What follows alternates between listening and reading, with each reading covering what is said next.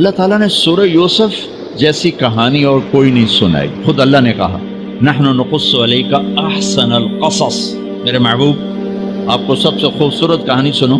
سب سے خوبصورت کیا ہے؟ یوسف کی کہانی.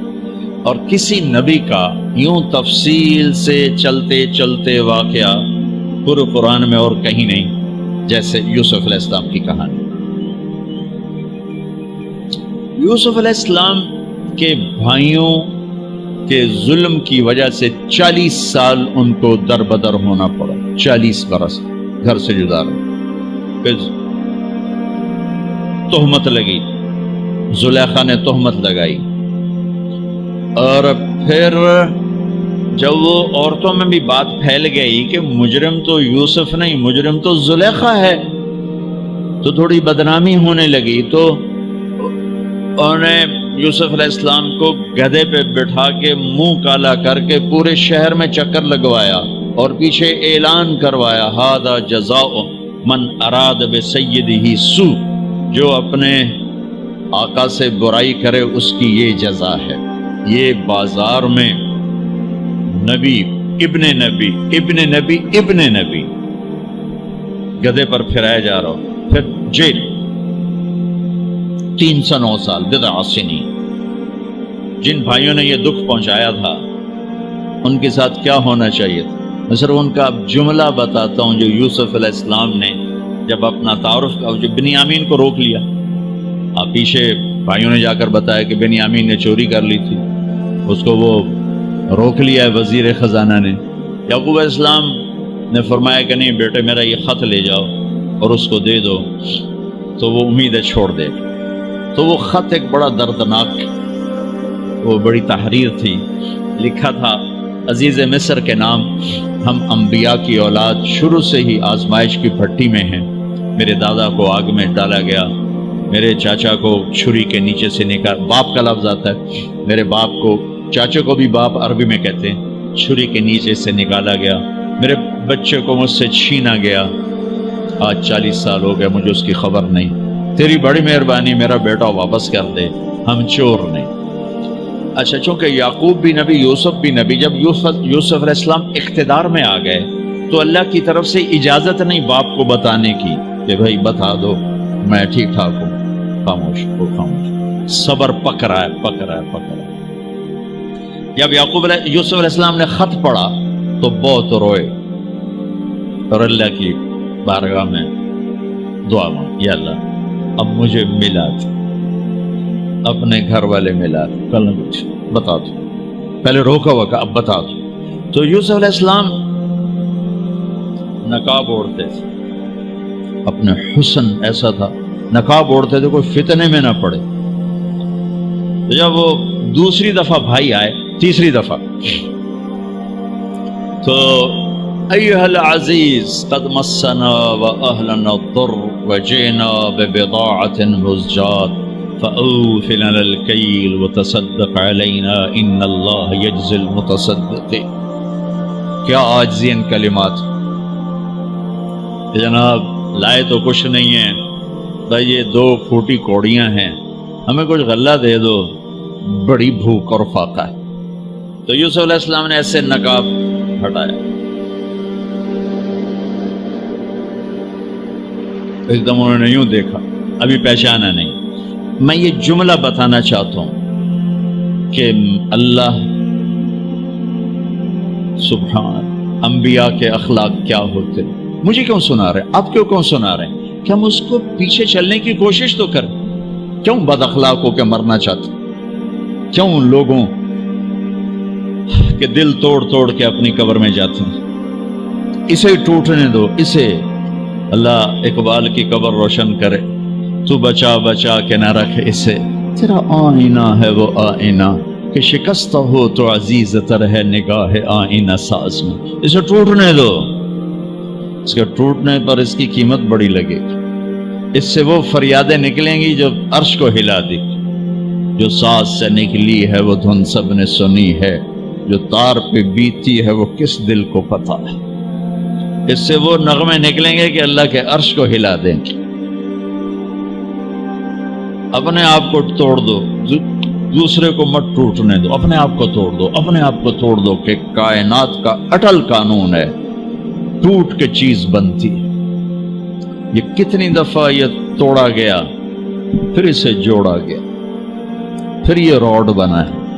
یہ کپڑا کتنی دفعہ کٹا پٹا اور پھر جا کر زیب تن ہوا ہے۔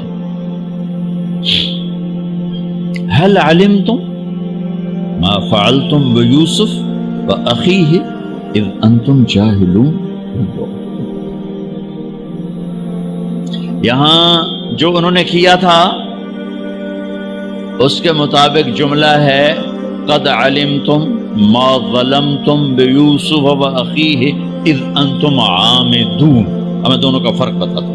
یوسف علیہ السلام کو کہنا چاہیے تھا آئے ہو نا ذلیل ہوتے میرے اگوں، لگ گیا نا پتا تو انہوں، تم نے جو میرے ساتھ ظلم و ستم جو تم نے میرے اوپر ڈھائے، تو جان بوجھ کے تم نے مجھے گھر سے بے گھر کیا، آج اس کا مزہ چکھ رہے ہو کہ نہیں چکھ رہے ہو؟ یہ کہنا تھا۔ قد علمتم، تمہیں سارا پتا تھا، تم نے مجھے گھر سے نکالا، کنویں میں ڈالا، بازار میں بکا، تہمتیں اپنے دامن میں سمیٹ کے جیل میں گیا، یہ کہنا تھا۔ واہ واہ، یوسف علیہ السلام پہ قربان جاؤ۔ هل علمتم ما فعلتم بیوسف واخیہ اذ انتم جاہلون۔ مجرم کی طرف سے صفائیاں پیش کر رہے ہیں مدعی۔ آپ بے خبری میں حل وہاں بولا جاتا ہے کہ مجھے پتا ہے کہ جو بات میں عثمان کو کہنے لگا ہوں اسے معلوم نہیں۔ اردو میں ہم کہتے ہیں عثمان تمہیں پتا چلا، ابو بکر تمہیں پتا چلا، یہ ہے ہمارا محاورہ۔ تو عربی میں حل میرے بھائیو، آپ کو پتا نہیں چلا تھا بے خبری میں ما فعلتم، فعلا عربی زبان کا سب سے کمزور لفظ ہے۔ تھوڑا بہت یوسف کے ساتھ اور بھائی کے ساتھ کچھ معاملہ ہو گیا تھا، اور وہ بھی تمہاری ویسے نادانی میں ہو گیا، کوئی جان بوجھ کے نہیں ہو، اذا تم جاہلون، نادانی میں ہو گیا ہے کسی میں ظرف۔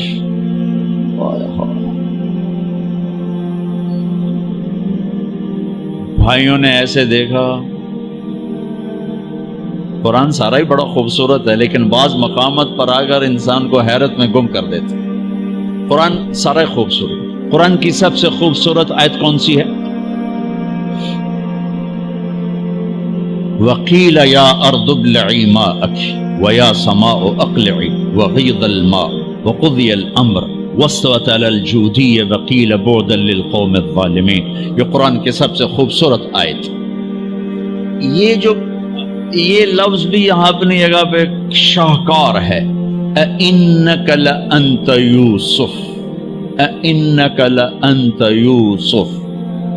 حیرت، خوف، شک، یقین، ڈرے ہوئے، سہمے ہوئے، آس لگائے ہوئے، خطرے میں گھرے ہوئے، تھوڑا تھوڑا پہچانتے ہوئے، تھوڑا تھوڑا انکار کرتے ہوئے، بے شمار کیفیات کو قرآن نے دو لفظوں میں اِنَّكَ، شیر حیرت میں ہے، انگلیاں اٹھ رہی ہیں، اِنَّكَ لَأَنْتَ يُوسُف۔ پہلے شک پھر یقین، پہلے سوال پھر جواب، پہلے خوف پھر امن، پہلے ڈر پھر اطمینان۔ اِنَّكَ لَأَنْتَ يُوسُف، کہیں تو ہمارے خیال میں نہیں، یقیناً آپ یوسف ہو، یوسف تو نہیں، آپ یوسف ہو۔ میں نہیں ترجمہ کر سکتا، میں محسوس کرتا ہوں کہ وہ کیا اس وقت کیفیت ہوگی، الفاظ نہیں میرے پاس۔ انا یوسف وہذا اخی، ہاں میرے بھائیو ڈرو نہیں، میں یوسف ہوں، یہ میرا بھائی ہے۔ قد من اللہ علینا، سب اللہ نے ہمارے اوپر کرم کیا ہے۔ انہ من یتق ویصبر فإن اللہ لا یضیع اجر المحسنین۔ سارے قرآن کو دو لفظوں میں اللہ نے یہاں بیان کر دیا۔ جو تقوی اختیار کرتا ہے، جو صبر کرتا ہے، اللہ اسے ضائع نہیں کرتا۔ तकवा किसी मर्द औरत को अल्लाह से जोड़ता है और सब्र किसी मर्द औरत को अल्लाह और अल्लाह के बंदों से जोड़ देता है, जुड़ जाता है। पूरा इस्लाम 2 सिफ्तों में बयान कर दिया। वही सब्र को मैं कह रहा हूं, सब्र, माफ करना, दरगुजर करना, ये मुकम्मल इस्लाम की तस्वीर है। उसमें एक फरीज़ा हज है। अल्लाह आपका हमारा सफ़र कबूल फरमाए, मुबारक करे। हर फर्ज का बदल मौजूद है। अभी जोहर की नमाज पढ़ी जाएगी, कल की जोहर मौजूद है। असर पढ़ी जाएगी, आगे असर मौजूद है। आज की जोहर में कोताही हो गई, कल की जोहर में कोशिश करने का मौका मौजूद है। इस साल के रोजे में कोताही हो गई, अगर जिंदगी बाकी रही तो अगले साल के रोजे में उसके इजाले की शक्ल मौजूद है। हज जिंदगी में एक दफा फर्ज किन का, जरा हाथ खड़ा कर। फर्ज हज पे कौन जा रहा है? माशाअल्लाह, काफी सारे लोग जा रहे हैं। फर्ज हज जिंदगी में एक दफा है, उसके बाद फर्ज कोई नहीं, नवाफिल है। और नफल और फर्ज में इतना फर्क है कि सारी जिंदगी हज करता रहे, फर्ज हज को नहीं पा सकता। सारी जिंदगी रोजे रखता रहे, फर्ज रोजे को नहीं पा सकता। तो अल्लाह ताला ने एक जुमले में सारे हज के आदाब बता दिए। तज़व्वदु फ़इन्न खैर ज़ादि तक़वा। तज़व्वदु, भाई को सामान सुमन ठीक कर लो, लेके जाओ। तज़व्वदु एक लफ्ज, मादी जिस्मानी जरूरियात के लिए एक लफ्ज। हाँ भाई, पासपोर्ट देख लो, टिकट देख लो, और अपना पैसे देख लो, सामान देख लो, और आगे उस्मान तुम्हारे लिए है भाई, तो ऐसे होटल ले जा, तो ऐदे जा, तो ऐदे जा, ए खा लो, ए पी लो, ए खा लो, ए पी लो, ठीक है। इसके लिए एक लफ्ज तज़व्वदु, तज़व्वदु। और तुम्हारा तो हज भी महंगा है, लिहाजा तुसी जरा चौखे ही एहतियात करोगे, ताई पैसे भी बोड़ाओ तो टाइम भी बर्बाद करके आ जाओ, वो नौवे हर शाय गई। तो मेरा अल्लाह मादी साजो सामान वो भी लेके जाना होता है, उसके लिए कहता है तज़व्वदु, एक लफ्ज, एक लफ्ज। अबे ले लो सामान सुमन ले लो। फिर आगे जो असल हज का सामान है उसके लिए पूरा जुमला बोलता है, पूरा जुमला का एक सामान मैं तुम्हें अपनी तरफ से बताता हूँ। क्या लेना है कुछ नहीं बताया। पहले तो आटा भी जाता था, हमारी ताई मरहुमा वो 67-68 में हज पर गई, काफिला कट्ठा, सारे जिम्मेदार कट्ठे, सारे खानदान कट्ठे, बोरियां आटे दियां, बोरियां चावलों दियां, पीपे घ्यो दे, बड़ी जहाज पे जाना, पूरा ट्रक का सामान साड़ी ताई दे नाल होवे। एक चाचा आई, एक ताई आई, 2-4 बंदे साडे खानदान दे आन, पूरे ट्रक का सामान नाल जांदा पिया। उसके लिए एक लफ्ज है तज़व्वदु। लेकिन अल्लाह ने कुछ नहीं बताया क्या लेके जाना, क्या नहीं लेके जाना। तो तुम आपे समझे का एक सामान मैं तुम्हें बता रहा हूं, वो तुम्हारे ज़हन में नहीं, लिहाजा वो गौर से सुनो। तज़व्वदु, अबे को ले लो सामान। फिर आगे कहा जो मैं बताने लगा हूं, अगर वो साथ ना हो तो सारा हज जीरो हो जाए, अगर वो साथ है तो सारा हज पूरा हो जाएगा। वो क्या है? फ़इन्न खैर ज़ादि तक़वा। इतना लंबा जुमला बताया कि सबसे बेहतरीन हज का सामान है तक़वा, तक़वा। ये साफ देखे जाए तो हमारा हज मजेदार हो जाएगा, बेहतरीन हो जाएगा। बाकी ऊंच नीच हो जाएगी लेकिन बेहतरीन हो जाएगी। एक साल बारिश आ गई, 8 लाख खाले भी रोड गए थे, 2 लाख खाले भी रोड गए थे, 15 लाख खाले भी रोड गए, बैठे रहो भाई। तो अल्लाह जब चाहे निजाम तोड़ दे, जब चाहे सारा निजाम खत्म कर दे। लेकिन तकवे को ना बारिश ले जा सकती, ना बिजली, ना भाप, ना गर्मी, ना सर्दी, ना खैमा, ना होटल। क्या हर मर्द औरत कराची से चलने से पहले हज के सफर के लिए तकवे का सामान इकट्ठा करे, आंख में हया का सुरमा लगाए, आंख बेहया ना हो, कानों में डॉट लगाए, किसी की गीबत नहीं सुननी, किसी की बुराई नहीं सुननी, मुंह पे टेप लगाए, गाली नहीं देनी, गीबत नहीं करनी, लड़ना नहीं, झगड़ना नहीं, बदतमीजी नहीं करनी। छोटी छोटी बातों पे लड़ रहा था, मैंने कमरा नहीं दिता, मैंने इत्थे नहीं दिता, मैंने इत्थे नहीं दिता, रोटी ठड्डी आ गई, सालन ठड्डा आ गया, वो इस पे लड़ रहे होते हैं। तो वो भूल जाते हैं हम तो अल्लाह रसूल के मेहमान हैं اور اللہ رسول کی مہمانی میں جو تکلیف آتی وہ تو جنت کا سامان بن رہا ہے۔ آپ کو ایک بات بتاؤں، جتنا بھی یہ تمہیں سکھ پہنچائے گا نا تو اللہ دھکا ضرور لاؤنا ہے۔ تو جہاں دھکا آیا نا وہاں بیٹھ کے دعا کرنے گالی نہ کڑے جی، اسے دعا کرے جی، کتھے ابو بکر سدو، کتھے عثمان سدو، نہیں کہ یا اللہ تیری طرف سے حال آیا ہے، یا اللہ یہ تیرے سامنے ہماری یہ عرضی، یہ درخواست، یہ درخواست، یہ درخواست، میرے رب کی قسم وہ دعا کی قبولیت کا وقت ہے۔ 92 کا حج میں نے کیا تھا، جدے والے بڑا وی آئی پی حج کراتے تھے اس وقت، لیکن ہماری بس جو پھنسی رش میں تو 32 گھنٹے بس میں گزار کے ہم بس پہ چڑھے اور بس سے ہی واپس میں نہ پہنچے۔ نہ ہمیں عرفات کا میدان ملا، نہ ہمیں خیمہ ملا، نہ کچھ کھانے کو ملا، نہ کچھ پینے کو ملا۔ جون کے مہینے کا حج تھا، جون کے مہینے، 2 عورتیں اس میں بے ہوش ہوئیں پیاس کی شدت کی وجہ سے۔ تو اللہ نہ کرے کہ ایسا ہو، میں یہ بتا رہا ہوں کہ جب اللہ سے آسانی، ابھی سے 2 نفل پڑھو، یا اللہ آسانی کرنا، یا اللہ آسانی کرنا، یا اللہ آسانی کرنا۔ وہ ہمارے جلائے ہمارے پنجابن کو پاولی کہتے ہیں، بڑے کمزور سی قوم اور بڑے بھولی بھالی قوم۔ تو وہ ایوب جلایا تھا، پاولی سمجھتے کہ مجھے اپنی زبان کا مزہ زیادہ آئے گا، اس کو ہو گیا بخار ہو گیا لمبا۔ ایوب علیہ السلام پہ 18 سال بیماری رہی، ٹھیک ہے۔ وہ کہنے لگا اللہ سائیا میں تو ایوب نبی نہیں، میں تو ایوب پاولیاں، میرا بخار کیوں لمبا کیتی جان، میرے نال تا مہربانی کر، مینوں کدے پھا چڑھے۔ تو تم سب کہنا یا اللہ ہم تو ایوب جو لاہے ہیں، ایوب نبی نہیں ہے، آسانیاں کر یا اللہ، آسانیاں کر یا اللہ، برگر بھی کھواتے حج بھی کرا، ایس کریم بھی کھواتے حج بھی کرا۔ یہ اللہ سے مانگنا، مشقت کبھی نہ مانگنا، کبھی نہ مانگنا، کبھی نہ مانگنا۔ میرے والد صاحب رحمت اللہ علیہ ڈیرے میں بیٹھے ہوئے تھے، لہر میں آ گئے، اللہ سائیں آپ بخار دے میں آ توڑے گناہ تا معاف ہونا۔